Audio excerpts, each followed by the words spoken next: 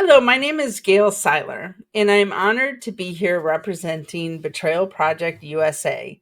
We are a victim led organization dedicated to exposing institutional betrayal, honoring those who've been lost, and pursuing justice for crimes committed against under the guise of public health, namely COVID-19. You can learn more about our work, view victim stories, submit your own story if you have one, and get involved by visiting our website at betrayalprojectusa.org. You can also follow us on Rumble, BitChute, X, formerly Twitter. We have a Saturday Night Spaces there by searching Betrayal Project USA, or even better, simply going to our website and clicking on our social media links. Today, I have the privilege of speaking with Sharon Burns, who whose husband was killed on a military hospital in a military hospital on a military base due to the deadly protocols very early on in the pandemic. Sharon, thank you for being here and for not just your courage in sharing your story, but everything else that you do. Can you start by tell them about your husband, who he was? Thanks, Gail. Um, so my husband and I have knew each other for 52 years. We were married for 44. So I basically met as teenagers. Um, we're from New England. We're from Connecticut. And he joined the military. He joined the Air Force in the mid 70s, just about the end of Vietnam. And we started our journey around the country and spent some time in Germany, raised 4 children through it all.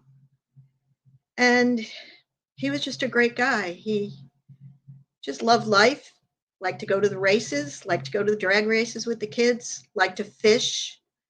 Fishing was his passion. And his other passion was he liked to help people. If you had a problem, Mike was going to be there to help you fix it. And he did it gently and quietly. Liked to camp. We went camping one time and got flooded out, but that was the day. And that's pretty much it. And then he got sick and everything just blew up. That's the other thing. He loved to garden. Started out with a big garden when we got to Florida, ended up in pots because the Florida soil isn't that great. And he clearly was a Patriots fan. Oh, yes, absolutely. But he wasn't totally. He was also a Yankee fan. So he split his loyalties. God forgives. No, I'm just kidding. And he had a sense of humor, clearly. Anyway, we have 4 children. We're all grown now.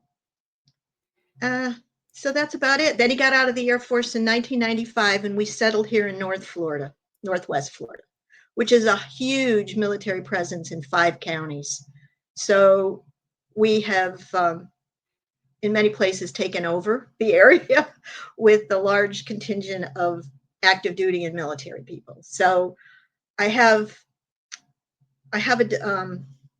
a deep connection to the military family. And actually, those are, friends who became family. Sure. So that's how the military community is, isn't it? It is. And so everybody around's military. Everybody I know is military. I'm not saying I'm not close to other people here, but it is basically military people. Sure. And then that's it. That's who he was. It's just a good guy, really good guy. God-fearing, loved his faith. Was a good man. How long was he in the military? Did you say 20 years? 20 years. Yeah, he burnt out, and in the early 90s, when he hit the 20-year mark, it was almost like I hit the wall. Time to get out. So, but he eventually got back into the Department of Defense. He was working at a Navy base doing exactly what he did in the Air Force. he was now doing for the Department of Defense. Okay. So, early on in the pandemic, you both got sick, right? Yes, and my adult son who was staying with us at the time. He as well got sick. So three of us got sick at the same time. Mike kind of went down first, and then my son and I were about the same time a few days later. But so basically, what happened was he started not feeling very well and decided he went to work for a couple of days because he didn't know. I hadn't started to feel bad yet. And but on a Friday, which would have been, I believe, July 28th or 29th, he stayed home. And then that went into Saturday and Sunday, and he got increasingly worse. I got him to sit outside. I got him to walk around, but he had no interest in eating. He didn't even take any. We do a lot of supplements. He didn't even do any of that. Sure. And by Sunday, he wouldn't even get out of the bed. So I told him on Monday morning, we're going to go into the ER, the base ER.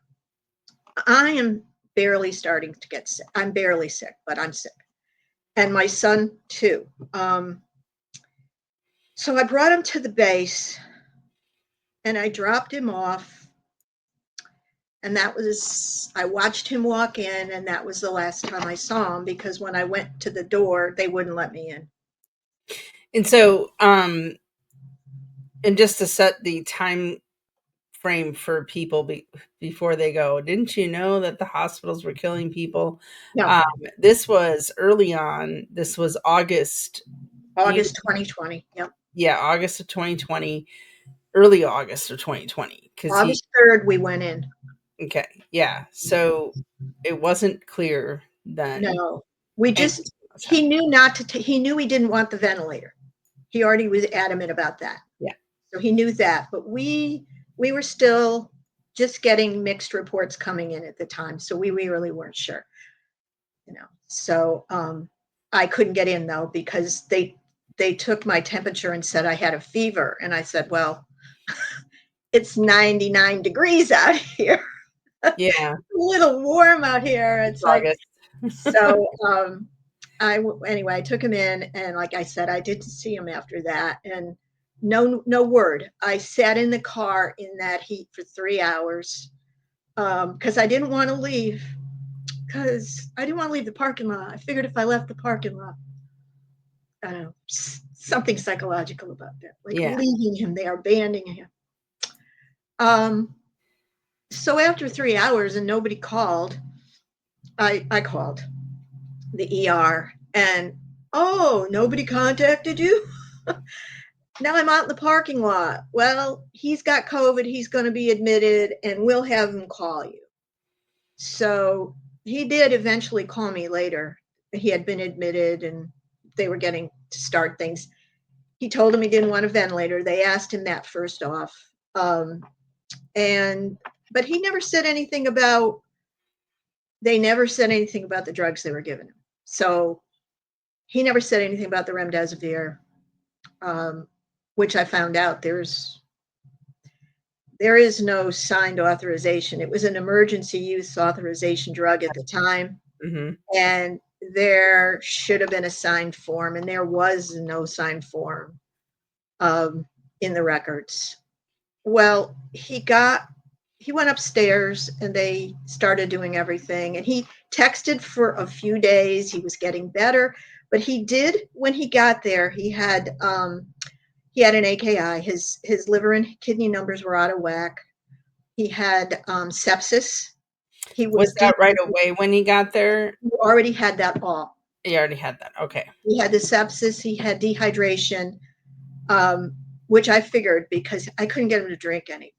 Mm-hmm. And so they admitted him. They gave him the usual drugs that they've been giving, and he, like I said, he kept in contact with me, texting. The next morning, he was feeling better because he sent me a picture of his breakfast. So I knew that he was getting better because he was complaining. Yeah. Look what they're feeding me. He also texted me to bring him some other clothes, and so I made an exchange. I was able to go back to the doorway and hand him the stuff, and he needed the cord for his phone. So by the fourth day, which three, four, five, six, seven, fourth day he was starting to get better. Fifth day they're telling me, or they're not telling me, he's telling me they're going to start weaning him off the CPAP. And then the next day he took a turn. So I get a phone call. I take that back. On that last day where he was doing good, I did talk to a doctor for a few minutes, and they told me not to get too excited, that we still had to wait for the critical days of days 5 through 9, I believe, which I didn't know what that meant, but they were going to watch him. And he did. The next day, he started to take a turn, and they were shuffling. Well, then the beginnings of the CPAP, the BiPAP, the nasal cannula, the rebreather, all that was going back and forth. They just kept oxygenating him and oxygenating him. His contact went down from then. He just didn't seem to want to talk. He wasn't even texting anymore. Everything stopped. And I didn't know what was going on. If I called, they didn't answer. Come to find out, I find that there's only 4 beds in the ICU. How difficult could calling me be? Yeah. You know, so, but they told me that he was having a hard time with the breathing. They couldn't get it right. He was very uncomfortable. Yeah, they got a BiPAP on him right here. I mean, the BiPAP blows hard air into your face so that you can't breathe out. Like it suffocates you. Right. Yeah. Yeah, Gail, I'm not getting the picture. Yeah, it's up there. You'll see it in a minute, but I've got the Okay. picture of the BiPAP up there where he's and he's actually hanging on to it. Yeah, right. People will see he's hanging on to it. I know that feeling. Hmm. You hang on to it because you it's so hard to breathe with that thing on, and it's got the strap on the forehead that Right. holds it there. I noticed a few things in this picture. You know, the BiPAP, it makes is one thing, but also like the position they have him in is makes it hard to be hard to breathe. And if people can see, the phone and the glasses are very far away from him, Hmm. right? And Yeah. Yeah. the tray is very cluttered. So so when this picture was taken, the one of him in the ICU, and I know you may not be able to see it right now, um, but when this picture was taken, um, how many days had he been in the hospital? Approximately, doesn't 8. 8. Okay, so 8. All right, so that was because he wasn't in there very long. He No. died on the 11th, right? Yes. So so he went in on the 3rd, so this is the 8th. So No. 3 days. This is the 11th. This is the Oh, day. this is the 11th. So Yep. he's because he's not in critical. He doesn't. He's hanging on to his body like he's Yeah. okay. So so Well, take us through. So he goes in. He's steadily getting worse. At this time, you're. he got in and got better. The AKA started to get better. Mhm, Um, he, I believe they even took care of the sepsis. So in the first 4 and 5 days, he's getting better, right. Okay. right? And then the end of the 5th day and into the other days, which would be he died on the 11th, the 10th, the 9th, and the 8th. That's where we started to get into our problems, 8, 9, and 10. The 8th, 9th, and 10th of August. 8th, Uh, 9th, and 10th. And so, that was after, now that yeah. was after he got, how he had been getting remdesivir Yes. Yes, he got tocilizumab. remdesivir. I should say too that when he entered the hospital on the 3rd, he was past his viral phase. Mhm. Okay, and admittance, he was already in the 5th or 6th day of having this. So, but they made the decision, because it was, I come to find out, part of the protocol, that they made the decision to give it to him anyway because it was part of the protocol, even though they knew he was past the viral stage. And And they gave it to him every day until he died. they were experimenting Yes, heavily at they did. that There time. was a caveat that they were monitoring for the AK. They were monitoring his kidneys and REMDit. So if they were already monitoring his kidneys, and they knew this was a sign. Yeah. So um, yeah, so this is taken a few hours before he passed away, and he was holding BiPAP. the BiPAP, so he had some use of his arms. So what ended up happening is they detected, what I could find from the records, and my records are very incomplete. I'm still searching for them. I have a request into my congressman, they've already taken that up the chain, but now with the closure of the government, Yeah. we're having to wait longer. Hopefully they will find those missing records. Um, but they noticed that he was having, he developed a pneumodiacium. He developed a pneumothoracis, and I noticed in another record that there was another thing that I found on that chart. I think it's called dyspnea, dyspena. He had that. He also was developing subcutaneous emphysema, which was like air getting under the skin, Mhm. in his lungs. And so all this was happening. But they weren't doing anything. This was the problem. If you look at the records, it's like, well, he's got all these problems. What are you doing but Yeah. talking about them? They document, we see that a lot. They document the problem and they don't document the outcome or the treatment plan to fix it. It's very weird because you never would have done that before. Well, I just noticed that they made a recommendation, another treatment of more treatments of albuterol. Um, and what I come to find out later, as others were looking at the records, that he had a secondary pneumonia, which Mhm.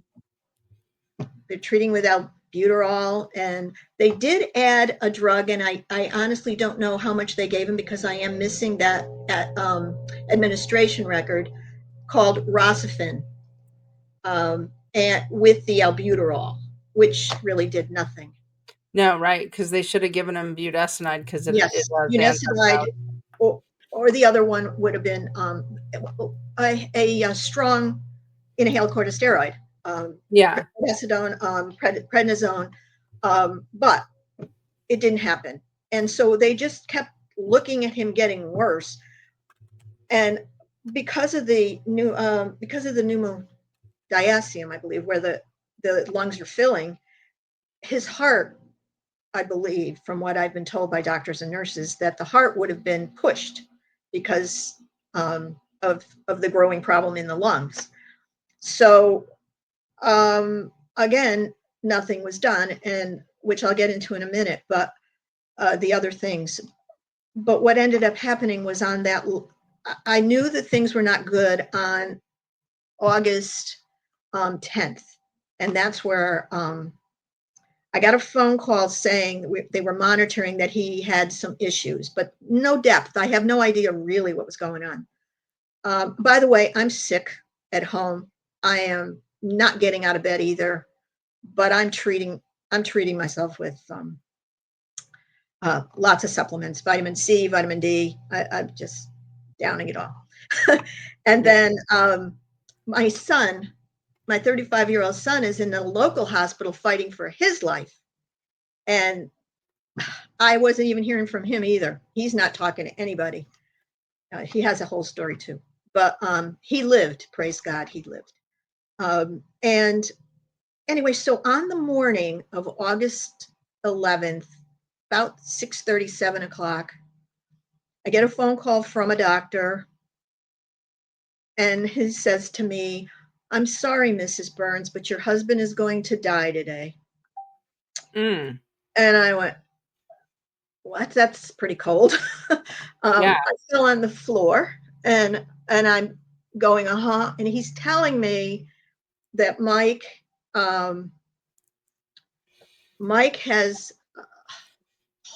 a has leaks in his thoracic cavity, and that he's going to have a major heart attack that day, and they are not going to be able to help him. So he said, "We have talked to him, and he has agreed to palliative care." And I am going, I'm on the floor crying, and I'm going, uh-huh, uh-huh, uh-huh. Apparently my uh-huh, uh-huh is my approval of Mm. this is what they said in the records, that I agreed. I guess that's what agreeing is, uh-huh, uh-huh. But anyway, I do come to know that all it was in the records that I agreed, and that Mike had been informed and he came to the decision, but there's nothing signed. There's no additional note. There's nothing in there that there was an additional person in the room listening to the phone call. I understand that there's supposed to be another doctor listening to the phone Yeah. call, and that doctor is supposed to sign a paper that I agreed and Mhm. that they made that phone call to me. Yeah. I didn't get it. Now I see that my husband was able to move his hand to put it on there, and he couldn't have even put an X on a form that he gave his approval. Right. So I'm not happy with that. I just, it Yeah. I was a mean, very cold thing. he And he clearly could have signed papers, made like, and you don't know which came first. Your uh-huh being interpreted as, yeah, put him on palliative care, or your, or him. I mean, because you were told he agreed. He probably could have been told you agreed, and you don't know I because don't know. you have incomplete notes, or I mean, they Um, didn't give you all the nurses' notes. yes. And the other thing is, I don't even know if interestingly enough, at the moment, I assumed he was in the room with Mike when he was calling me, but he probably wasn't. It probably wasn't. No. Probably wasn't in the room hearing me talk to Mike. Um, I did have, I did have, supposedly they tried to, on the 10th, do a video chat with me. And it's in the records that I had a chat with him and that he answered in 1 and 2 words. But I have a complete blank. I do not remember a video call. I do even not even remember a call. And he may have, but I don't remember it. Mhm. But the other thing was, so after that happened, they told me what they were going to do was they were going to give him morphine, put him to sleep, and then pull the oxygen. So they euthanized him. They euthanized him, I and mean, that's what they supposedly do. he was in agreement with this, and I have no record of that he I mean, was. that's not even, um we're going to, like, make it like, that's euthanization. We're going to give him some drugs, pull the oxygen, Right.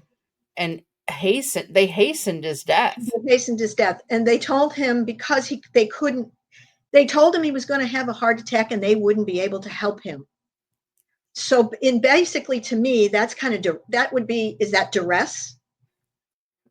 I Yeah, don't I know. mean, it is. I'm on the floor in shock. And even somebody agreeing to palliative care, they're not agreeing to assisted suicide. Like, they hastened his death. Yes, they did. we're going to avoid, like, they don't know somebody's going to have a heart attack. First of all, they don't know. Yeah. Um, so so what ended up happening is he did pass away. They did call me. My family gathered together. We couldn't go down, by the way. Nobody said, Yeah. come on down. He's going to die in a few hours. Nothing. You can't come. We couldn't see his body after he died. We didn't even see his body at the funeral. And so he passed. We had gathered together. Um, my daughter wasn't even home. She was out of state, but she came later in the day, I believe. But I was with my other children. And now, mind you, my other son is in the hospital. We couldn't tell him that his father passed because he Mhm. was very sick. So that was an added weight on our shoulders. But so he did pass, thank Did your God. son get remdesivir? Yes, but 5 days. And did he get hydroxychloroquine with that? I don't know. I know he got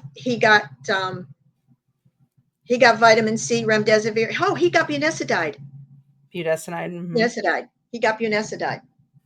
So, so this little hospital in town that everybody complains about would actually doing pretty much the right thing, even though they try to get him every day to go on a ventilator. Yeah. But They gave him but remdesivir. he's he's an EMT, and he said, I'm not taking it. I don't want the ventilator. I don't. I know the statistics. Yeah.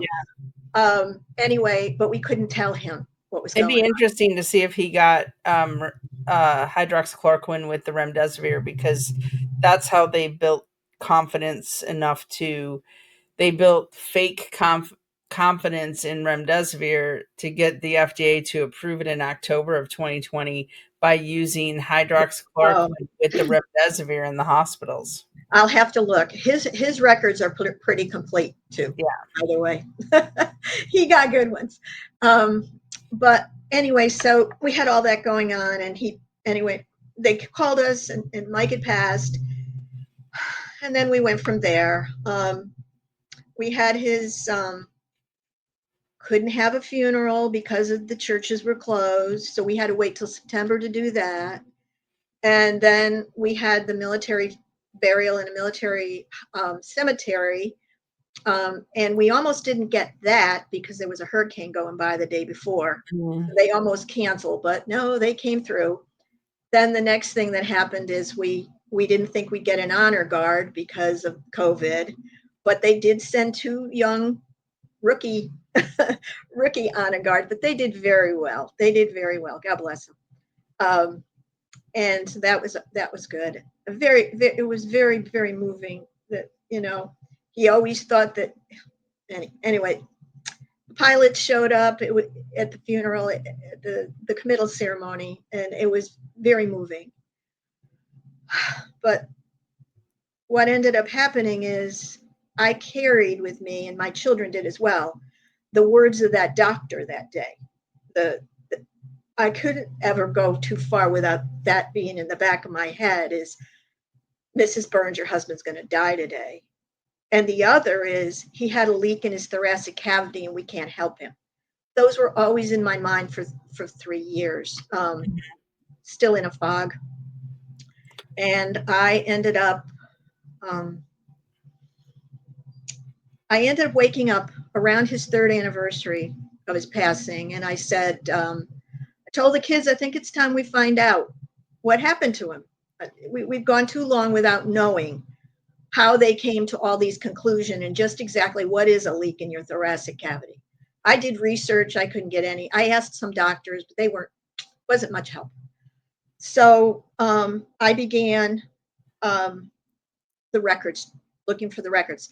I did have his records, I thought, that I got right after he passed away. I went to the hospital and I got what I thought were his records. But when I found a nurse to look at his records, she said, Sharon, they're not all here. These are outpatient records. Yeah. So unbeknownst to me, after 45 years of being around the military, they separated outpatient records from inpatient records. So when I went to get his records, I thought I had them all, and not knowing there was another section. Well, that took a while, but I found out I got his inpatient records. They were reviewed, and I had 3 nurses look at them, and all of them basically said to me, the first thing they all said to me is, "Where's the chest tube?" There's no chest tube. And there was, can you hear that? A little bit, but it's Oh, okay. you decide to mow the lawn, right? um, anyway, there was no chest tube, and there was no sputum culture. There was these things that they were all looking for, because they said it looks like he had another infection. But basically, after I got past the third nurse, and it's like every one of them said, get a lawyer, because it looks like malfeasance. So I started the lawyer search. And what else did I do? I got refused several times. And one of the last one who contacted me said, it's not that you don't have a case. Mm-hmm. It's that we can't take it because we can't do anything with it, which I come to find out was because of the PrEP Act. Mm-hmm. All right. Could you remind me what that is again? What it means, stands for? It stands for preparedness, readiness, emergency. Oh, it is the let's see, emergency preparedness is the last two. Yes, Readiness that's is right. the second. I actually have it up. Prep It Act, was it was put Public in. Readiness and Emergency Preparedness Act. And just so people understand this, it doesn't just relate to COVID. There is a different PrEP Act for each, for the flu, for everything you could think of, and it went into effect in 2016, Gotcha. and it keeps getting updated every time. So this has been affecting us for at least 10 years, which is why Betrayal Project USA has a very a mission to end the, I call it the PERP Act, Yeah. allows them to get away with it, but the PrEP Act, but there's also state level stuff too that needs to be removed. So Yeah. So that was it, stood in the way. But the last lawyer said something to me about um, uh, a case going on about remdesivir or something like that. So I mhm, went online and I started to look, and I eventually found you. I found that there were groups that were collecting stories yeah, and helping you out through it. And sometimes you could find a nurse, sometimes you could find a doctor. So I contacted, and I filled out the forms, and I began to learn more and more and more about what was going on. And I discovered that there was something called the hospital protocol. I had no idea that there was a set standard now, and that all these hospitals had to follow this protocol. Um, but they and did follow. They were incentivized to follow it. They incentivized. could have chosen not to do any of those things, That's like right. hasten somebody's death. Because at the time that he died, you didn't realize that they had killed him. Oh, no, no, no, no, no. I knew something was wrong, though. First of all, how can you not know when you're not allowed in? Yeah, When you're right. not allowed in. I hadn't talked to him for 4 days before he died.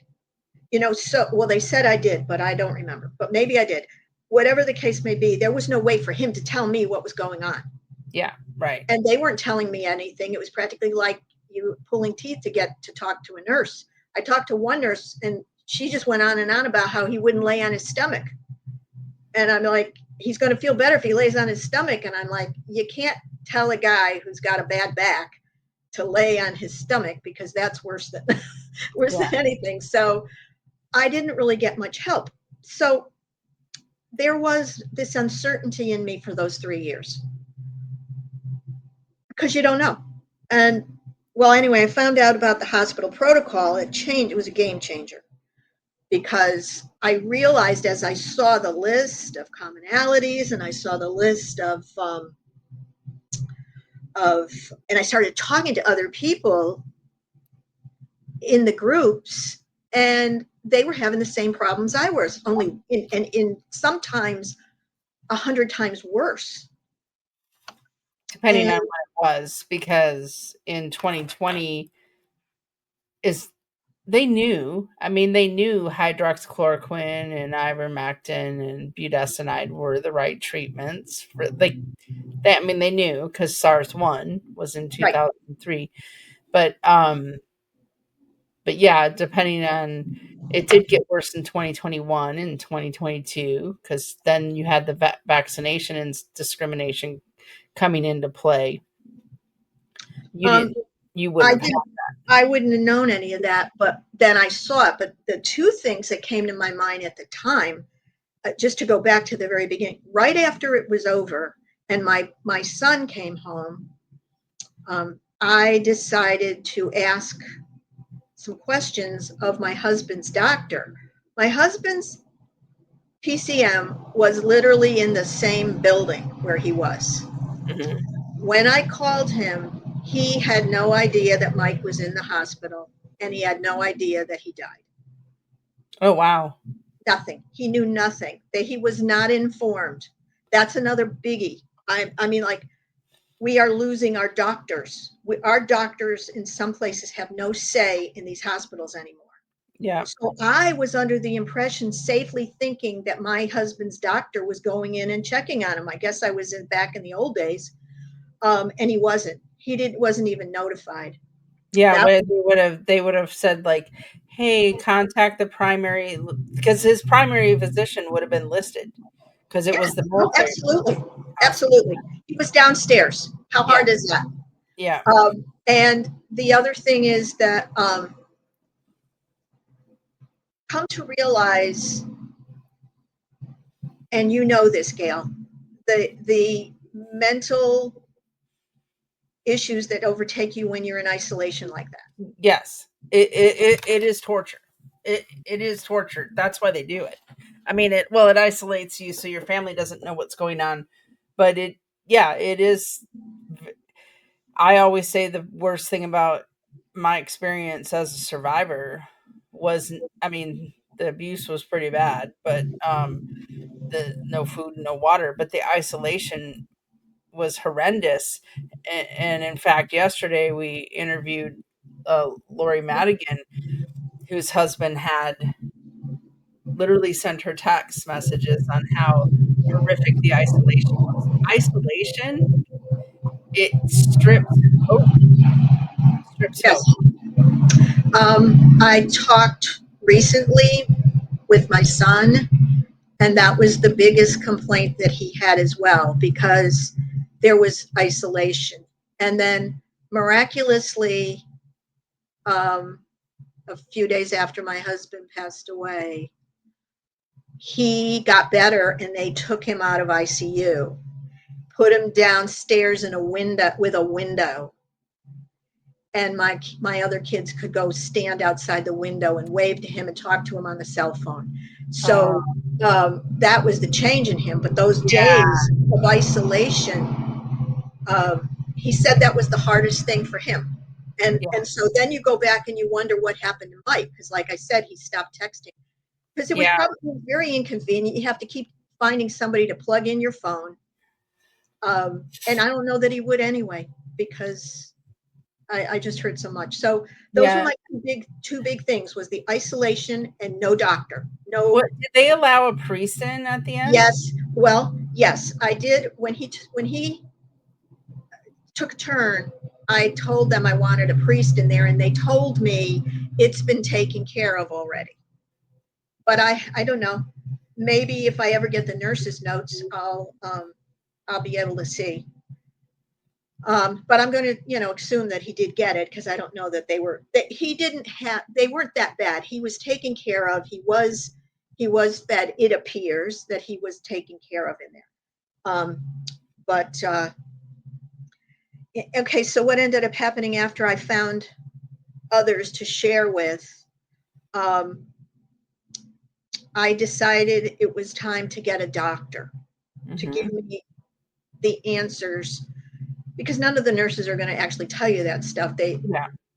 I had to get a doctor. So I found a doctor who he himself had been in the hospital with the COVID and treated very badly. Yep. And um, And he went escape and he escaped. He did. God bless him. He escaped. And in his gown. I know who you're talking about. yes, in his gown. Get out of here. He causing too much trouble. Anyway, so I don't think it took him more than 10 or 15 minutes to look at the records. And he came back and said to me, um, your husband died from an untreated secondary pneumonia. Yeah. And he said, he told me this is what I would have done if I had been there, and they didn't do it. He said he described it as his lungs filling up with this, and they needed to get in there. They needed to give him the treatment. They needed to get rid of that infection. Mm-hmm.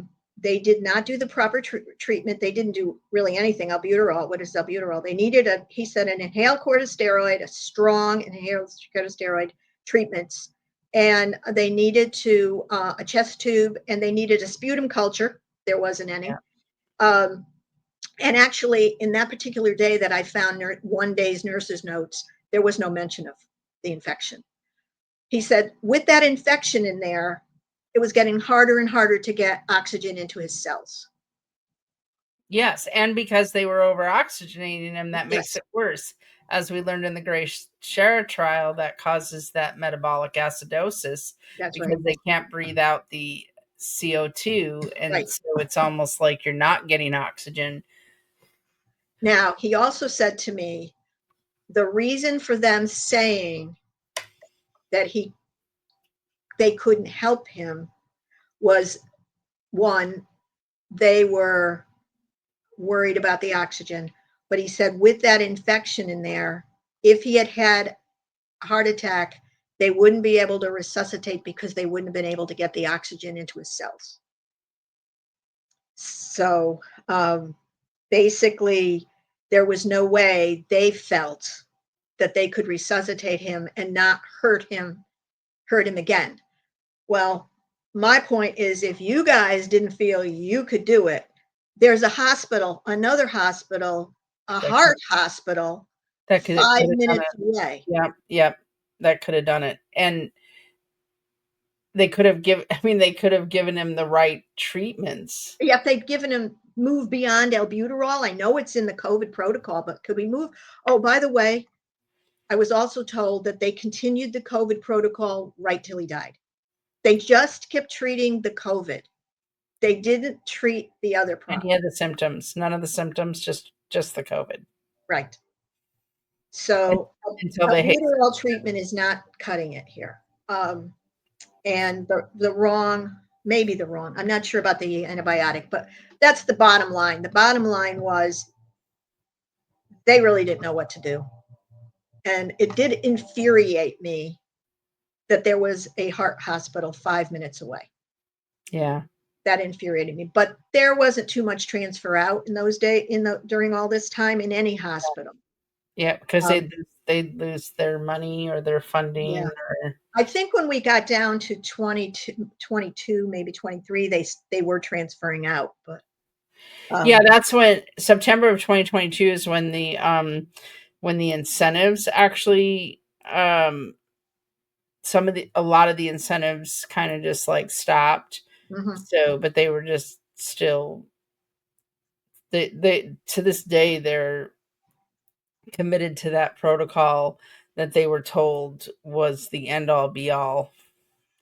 So, I mean, they're committed to it for not just COVID, but flu and RSV and all of that. So, they're pretty well indoctrinated into that protocol. I mean, Right.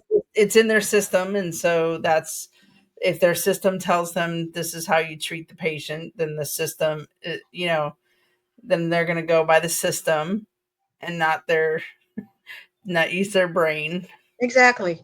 Exactly. And that's what we got stuck with. So my answers were there. And basically he told me, Sharon, he says, yeah, this was definitely malfeasance. And he said, and also constructive fraud, because you went in there trusting them, and they didn't Yes. do everything they could. They I looked at some of those records and thought it was just, um unfortunately, I thought it was a clown show. Yeah, That was like, without a I'm doubt, without a I'm doubt. 3 years out. I'm out of my fog, and now I'm in Right. angry, Right. and it's Because like, I what remember was that it? time. I remember that time when you were like, not sure, maybe I don't want to say something that's because you were very careful. You were very careful. You were like, I don't want to say something that's not true, so I need to make sure. Um, and then something happened that totally you were like, oh my goodness. So that and it wasn't just us meeting Yeah, because like and you know we we do the Catholic support group on Tuesdays, and over time you were like, um so then and I don't know if you're ready to go here yet, but then JM Phelps came on the oh, yeah, scene yeah, with the that's right, remdesivir papers. right, yes, So he and I have it up, you may not be able to see it, but okay, um and this was so he had a whistleblower. Because I remember when you saw this and you sent it over to me. Well, I had already talked to JM Phelps because he was trying to get information about the protocols, right? right. Then then this came out. What were you thinking when this came out? Oh, I realized I wasn't crazy. I Yeah. realized that I had, um, something to be concerned about. I was really, and then I saw on this list of hospitals during this, I saw my hospital, our hospital here. And I'm like, well, why is it on this list? And then it said that 19 people had died at this hospital. And I'm like, and this would be from the years of 20, I believe it's April of 2020 to January of 2023.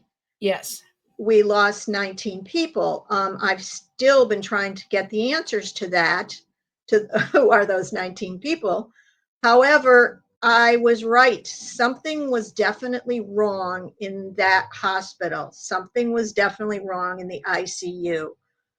People were dying, bam, bam, bam. What's going on? So yeah, there was a vindication. It also unleashed, um, my my anger and wanting to do something. So that was a biggie. The remdesivir papers were quite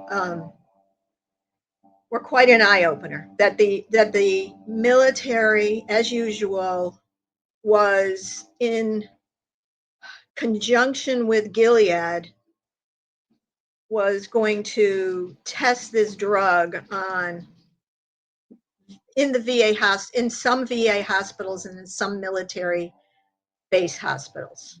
And remember now, there are base hospitals.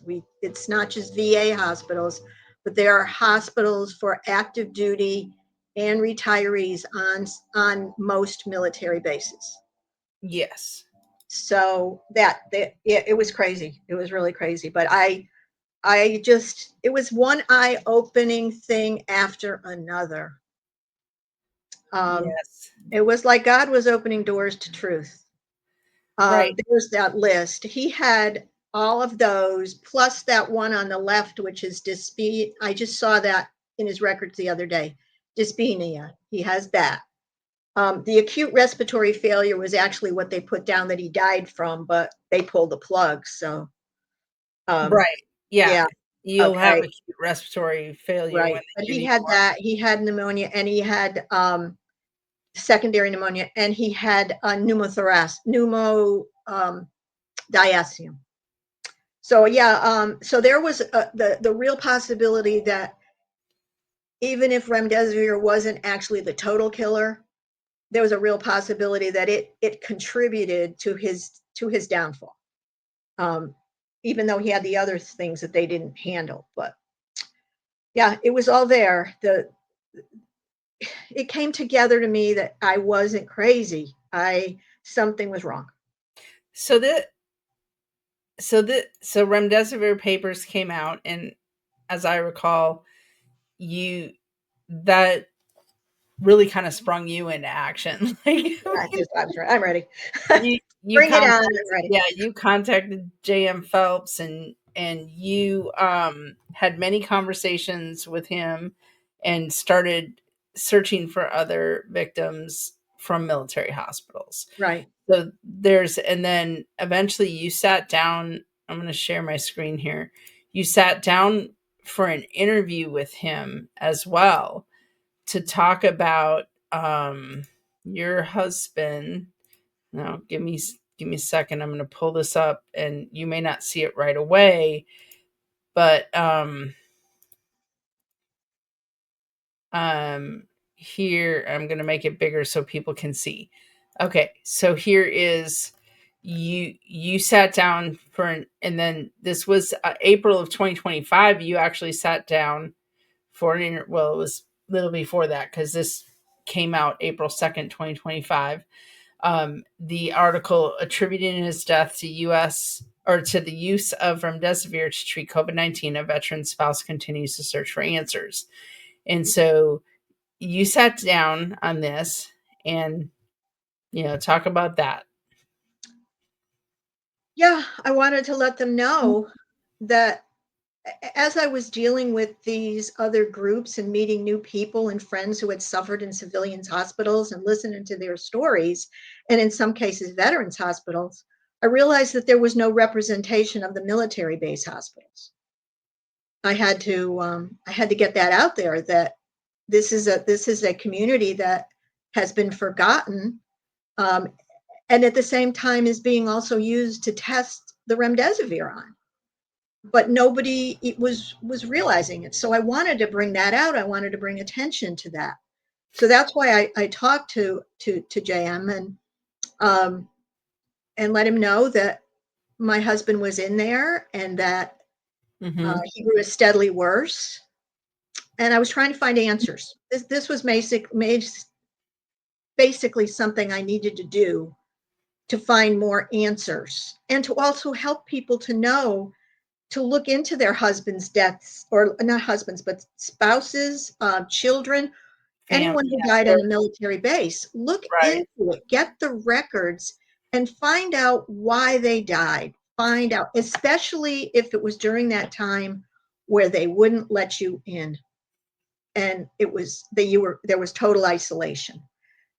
So that was the whole point of getting this out. And the remdesivir was the catalyst because it was a commonality. It was something that they all had, And whoever died in the we'll hospital. we'll put the link to this article in the interview notes so people can access it as well, because there's a lot of good information in here, um and so, and interestingly enough, you know the remdesivir papers and this article has a lot of has a lot of stats from the DoD, and later, of course, it was admitted that the DoD had a hand in creating COVID in the first place and creating the vaccines Right. for That's it. So the DoD is all over the place with this. That's right. And I'm trying to get to the bottom of this. I mean, included in all this is the realization that the actual military doesn't really run the hospitals anymore. Yeah. There may be military people in it, but this back in, I can't remember the year, but I'm going to say 2013, somewhere in there, the Defense Health Agency took over the running of all of the military hospitals. And so there is another entity involved. It's not like you're just going to the Department of Defense and complaining about something with an IG. You've got another entity involved. So I'm trying to get more involved with that, because that looks like it has its own problems in getting care. It's got its hand in, basically through AI, telling doctors what they should be doing, like now we know in almost civilian hospitals now. Mm-hmm. So this thing has gotten bigger. It's got, like, the more I go down the rabbit hole, the more I find, and tentacles are growing out everywhere of other problems. So that's what my goal is right now, is to bring other people to the realization that all is not as it seems. There may be another truth out there. Yes. And and and it's, I think the more that they hide information from J.M. Phelps and from you, the more, I mean, Yes, yeah. yeah, Phelps has been trying to get he's had a lot of FOIA requests out there. We just can't even seem to get an actual number of how many people died, and they just keep coming back with reasons why they can't help us. And also, too, I just wanted to throw in there too, I did find out as I went along that I was missing more records, and I'm missing medicine administration record, and I'm missing nurses' notes for 7.5 days, which are extremely important. But as I said before, I've notified my congressman. They put out a call. They put out a letter to the Pentagon to try to find him. So Yeah. hopefully they're around and not lost. And then also in your fight recently, um, you signed up to volunteer with Betrayal Project USA, and you and Brad Huckleberry Seiler, you are the chair of the Military Accountability Committee, the outreach committee for the military, and Huckleberry is your co-chair. Um, so that it's very important. It's very important that we find that we get other people to come forward that had somebody killed by the protocols. If you think your loved one died of COVID, get the records. It doesn't Yes. matter what hospital, but if you in particular, if your loved one died on a military base, get those records. It might be, it's harder to get the records apparently, but yeah, get the records. Do what you have to do. Yeah, and make sure you're asking for inpatient records. Yeah, inpatient records. Because that set me back about 6 or 8 months. I didn't really know I didn't have everything. And if you have to, contact your representatives to help you Yes. get those Yeah. those records. Yeah, exactly. So that's about it now, and we'll see what we can do to get truth out there. That's my whole goal. Yeah. Mission truth. So talk a little bit about the impacts to your life and what it has been like in the Well, last 5 years. 5 years. Well, the big change is, of course, your goals before he passed away were one thing. Like, he was 4 months away from retiring, and we were going to sell our house, and he didn't want any more responsibility. He just wanted to be able to live life, maybe go fishing, and we were going to just rent an apartment, maybe down in. We have there's a village here for military people. Actually, it's called Bob Hope Village. Mm, He goes back a long way with the military, yeah. and you could get a place there, and then you're free to do what we wanted. So it was kind of like cutting us off after 50 years. We're gonna just be free, and then he passed away, and everything changed. Everything changed. I have let's see, one, two. I have two more grandchildren, I believe, that he had not seen. And I have a total of 7 or 8. I don't know. I keep Wow. I keep glossing. I got 5, 6, 7, 8. I have 8. Um, so the grandchildren are missing. He's not here for so many things, and it's a struggle. As many of us who are alone now tell you, just dealing with the loss and dealing with the trauma of how this all happened. It was, and not being with them. That is something to really, really, really be hard. His whole time in the hospital, um, of not being able to be there to hold his hand again with the touch, which is a healing touch of a loved one. So Hmm. that has changed me. And financially, of course, it's changed me. I have my son living with me now, helps out. And But everything's different. Everything's different. I'm different. I'm a different person. Sure. Um, Right. so The whole experience. Who would have thought we would be, quite honestly, who would have thought we would be fighting a genocide? No, a that's right. democide. It's a Democide. democide. Oh my Democide. gosh.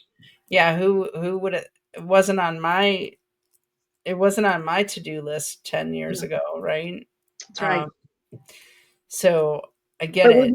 we want to make sure that those who passed are not passed in vain. We want to keep this memory forever. I mean, that was the original goal of all of this, was to not let these stories die, so Right. it wouldn't be memory hold, Yes. and they could come back 40 years later and said it never happened, or forget 40 years, 5 Right. years later, and it didn't happen. We don't want to Yeah. hear about it anymore. We It's want to move very, on.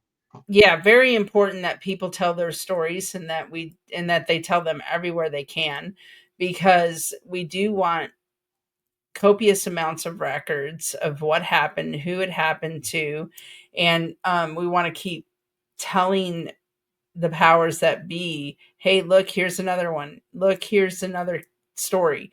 Here's what happened, because we don't ever want them to be able to uh, claim that they didn't know. Right. Culpable deniability. We want to remove that completely. We also want to make sure that we can see now that this is an extreme sea change in our hospitals. Our hospitals are now being run by AI corporations, and they really don't care about us. We have to get past the idea that we're going to go trust everybody, because more than likely you're not going to have your own doctor. In a lot of these hospitals, we have not got our own doctors. And so that has to change too. That's where your institutional betrayal comes in. It's Yeah, still going on.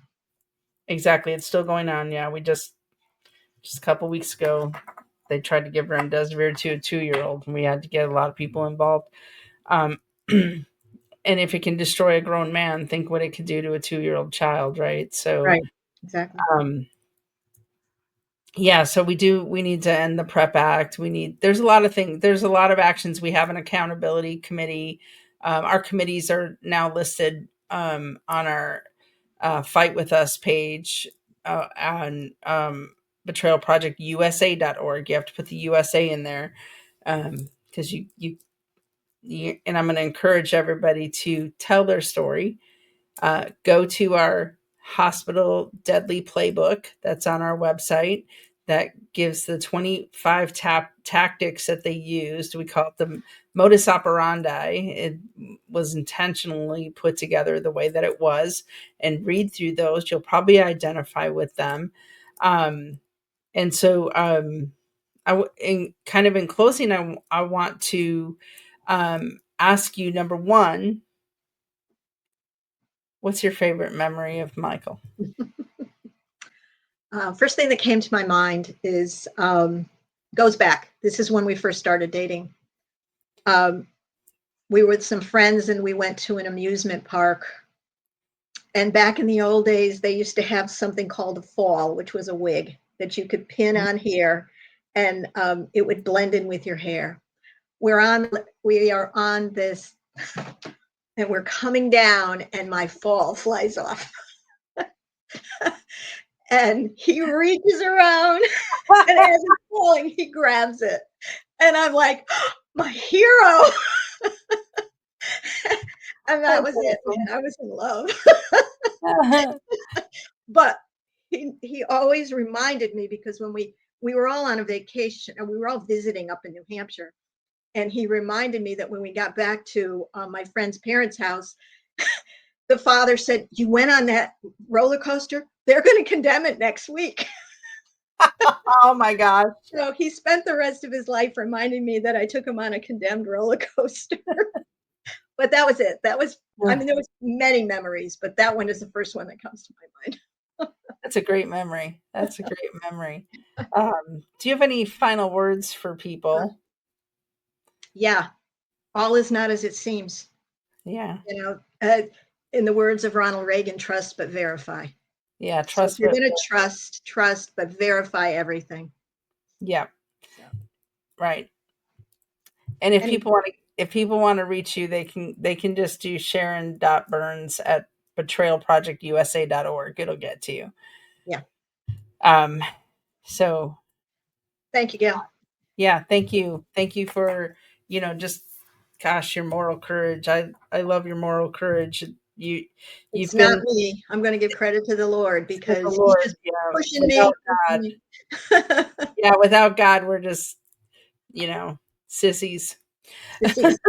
So all right. Well, All right, thank Gail. you. Thinking I'm going to encourage people to share this everywhere.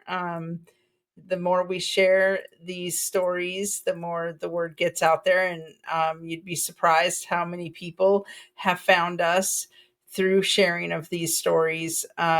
People recently who found us who've been suffering for years all by themselves, not even knowing that we existed. So it's very important to share these on every social media platform, to overcome the censorship about these stories.